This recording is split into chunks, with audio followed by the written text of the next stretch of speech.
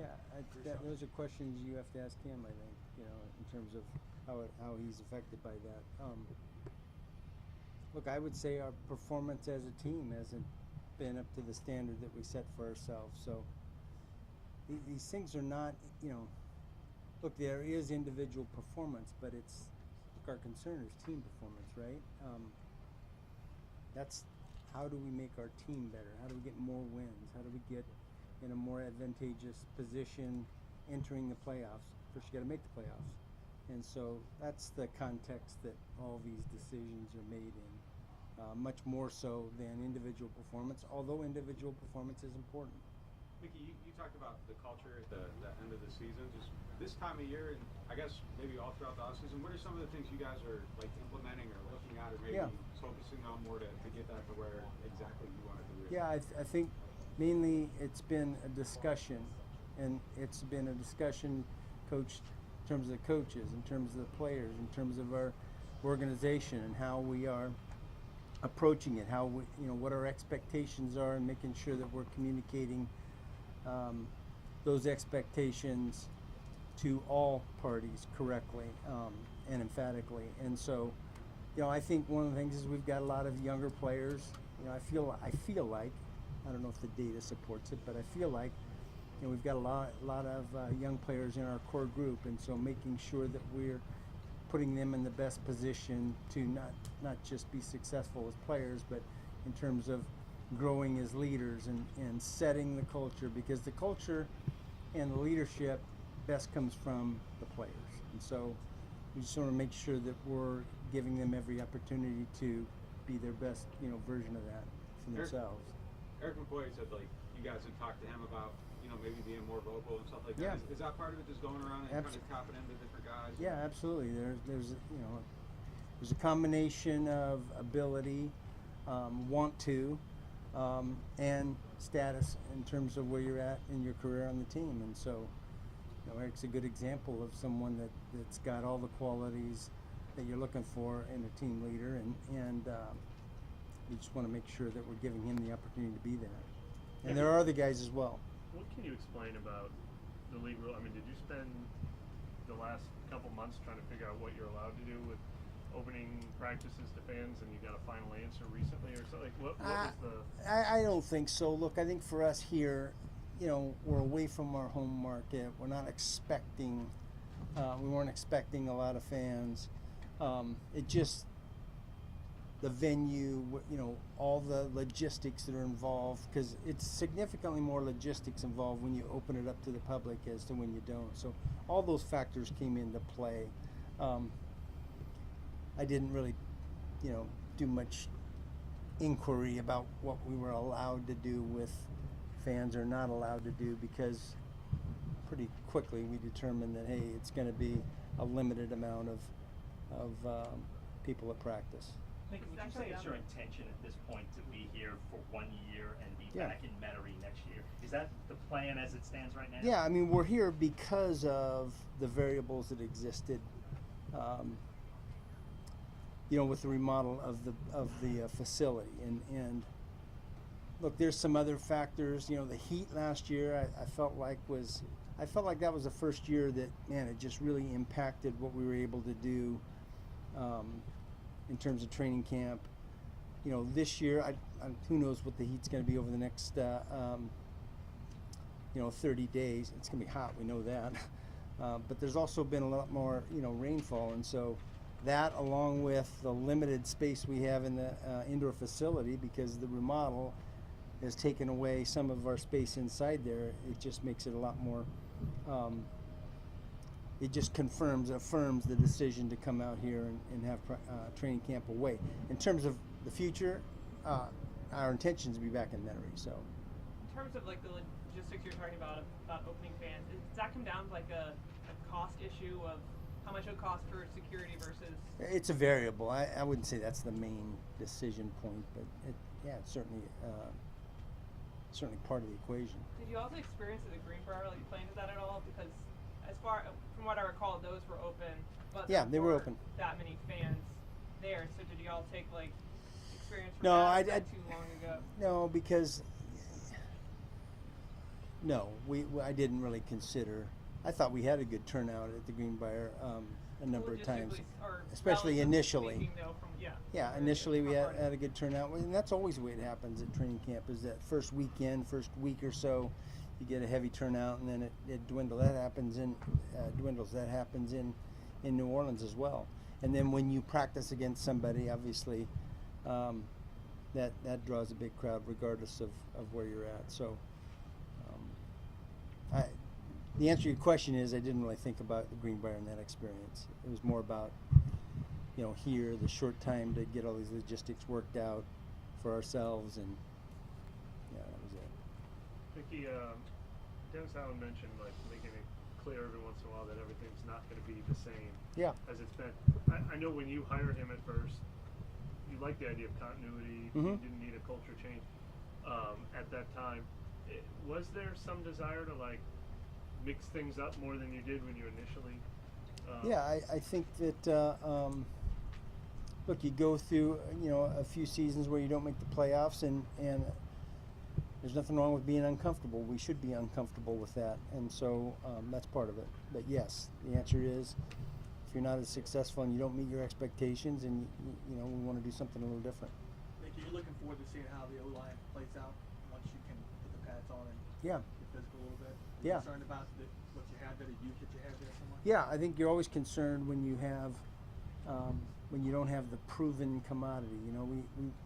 We had a lot of years where the offensive line, we just knew going into the season we're going to be, one of the top groups in the NFL. That was pretty comfortable, and with Tehran a couple years ago leaving, and now Ryan unable to play,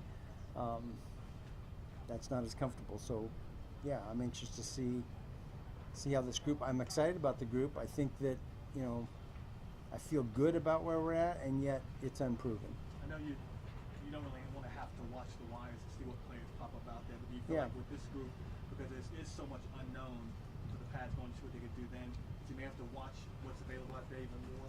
Well, I think we always do that anyway.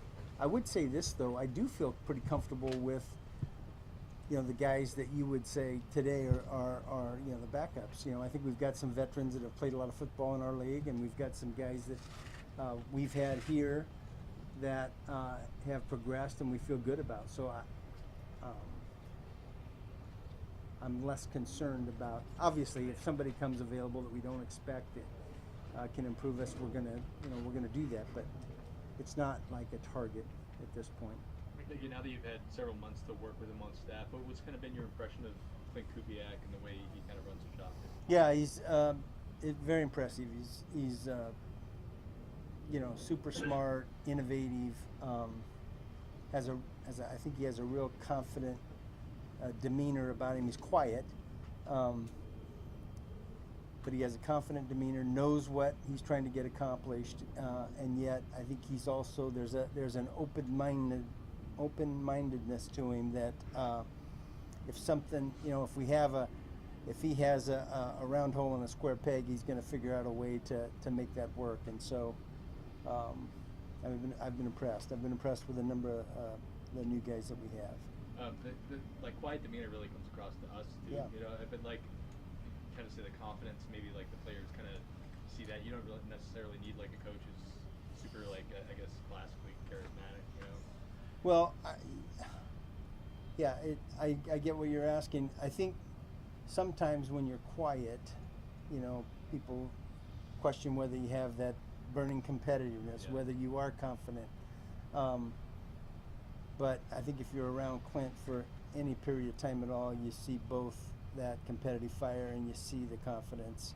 And so I appreciate that. I don't know whether I answered any Did that question stand there, out- but Did that kind of stand out in his interview, or is that something you've just noticed being around him now the last couple of months? yeah, I think that's something you may think out of an interview, but I think it's something that you get over time. If you're quiet, and look, I consider myself in that category.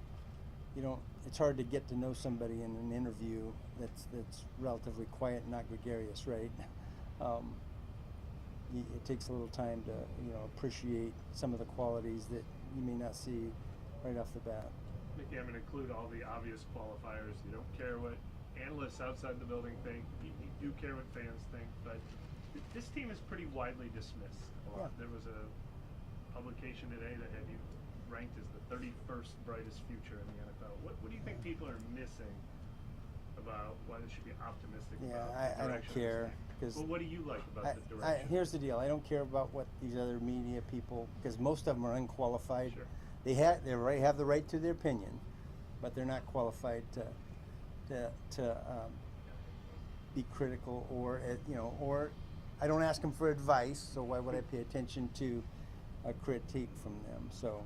Well, how about just from a fan base Yeah. perspective, if they're getting apathetic after 3 years missing the playoffs, what's the most energizing factor about this team? Yeah, right look, now? I think that we have a chip on our shoulder, and that's energizing. And I think we have talent. I think we have a lot of young players that. I think we have a combination of young players that are trying to make their mark and prove themselves, and I think we have a group of older players, veteran players that are unsatisfied with the results the last few years. So I think that's a good combination. For the veterans, is that kind of gives you confidence that they won't decline physically, or that they're still in a good shape to? Yeah, well, I think, look, that's part of what the process is for training camp, right? To see where, see where your veteran players are. It's like, Sean would say, and a lot of coaches have said, look, I don't need to see it every day, but I do need to see it. And so that's part of where we're at in terms of the veterans. With Shahid's extension, can you just go into what's the benefit from a team perspective doing that now versus Yeah. letting it get? Yeah, I think he was in a little bit of an unusual situation that he was an exclusive rights player that didn't have a contract. So, oftentimes, look, he wants to get paid based upon what he thinks he's going to be, and we want to pay him based upon what he's been and where we think he's going to be. And sometimes that's hard to marry. And so, oftentimes you get in a position where maybe there's a bridge deal that gets it rewards the player for what he's done, and yet gives him time to achieve what we think he can achieve, and then get another deal. And so that's really what this deal is. You kind of referenced a number of times the youth on this team and opportunities for a lot of younger guys. Is it more this year than it has been? It feels in like the it. past? Again, I see these things about average age of your team and who's young and who's not, but I don't think that really tells the whole story. I think oftentimes it's, hey, what's the core of your team, and are they first, second, third year players versus 6, 7, 8, 9 year players? Quarterback being an exception to that, oftentimes because of the length of their careers, much longer than most other positions. So I feel like, look, we've got a lot of core players that are ascending. Some players that are improving, and yet we feel good about. So it feels like our team is younger than it's been in prior years. From like a cap management standpoint, like is that where you kind of want to be, where you're in a position where you can see what these guys can do, and then if they're starters are on rookie deals. Yeah, it's a double-edged sword. It's a double-edged sword because you want to draft well, right? And you want guys that you've drafted to get to the top of their position group, and then you have trouble signing them all. Yeah. Look, I've seen a number of publications that have graded our 2017 draft, really high, and I agree with that. It was a really good class, and yet we were unable to keep all of those players because of the salary cap, because of where we're at. You can't pay everyone, and so you got to make choices, and so it's a double-edged sword in that regard. You want all your draft picks to do really well, but in terms of the cap, at some point you got to pay them all what their market value says, and that becomes more difficult. How do you kind of feel about that in relation to Paulson Adebo? I know you're not going to say directly, but just he's the guy who could be extension candidate. Yeah, you're right. That's what I'm going to say about that. I tried. Chase Young's obviously still a young player. Yeah. We might not talk to you for a while after you see him on the field, but everything leading up to this point, has it gone as well as you were hoping? Been very positive, and I've been impressed with how hard he's worked to get his rehab done, how his attitude about being on this team and having a chip on his shoulder. You know, I feel like, look, here's a player who feels like he has something to prove, and oftentimes when you're that high a draft pick, that's hard to recapture, and I feel like that's where he's at. And look, again, we're just starting training camp, so we'll get to evaluate, we'll get to evaluate him as a player and where he's at, and we're going to be cautious about we're not going to rush him out there. We're going to be cautious about how we practice him and get him to the point where he's playing, but we've got a lot of time to do that. Make you feel good about your tight end room? I feel good when Jawan gets healthy, and then I think we've got a really strong deep group. But I think that's part of the equation. Yeah. Could you just walk us through Last one. just how you feel about Ryan Ramczyk, not knowing he's not going to be available, and maybe? Yeah, that's a rough one, because my number one, look, Ryan Ramczyk's been a fabulous player for us, fabulous, and a great teammate. I think one of the things that doesn't get talked about is how often he went out there without being 100%, and just giving everything he's got. I know how badly he wants to play, and if there was any way possible, he would be playing. I just appreciate how much he's contributed to our team, and hopeful that things can turn around, and with a year off that his knee responds and he can get back out here for us. Yeah, I don't know what else to say about it. What can you share on Jawan Johnson's projection timetable? Yeah, I don't really have a timetable for, it's going to be hopefully before the first game, certainly, Yeah, but we'll see where he's at in terms of when he can get out here and practice full, and that remains to be seen. Okay? Thanks, man. Thank Good. Thank you, guys. Thanks, man. Enjoy the weather. You all should be thanking me. Oh, that's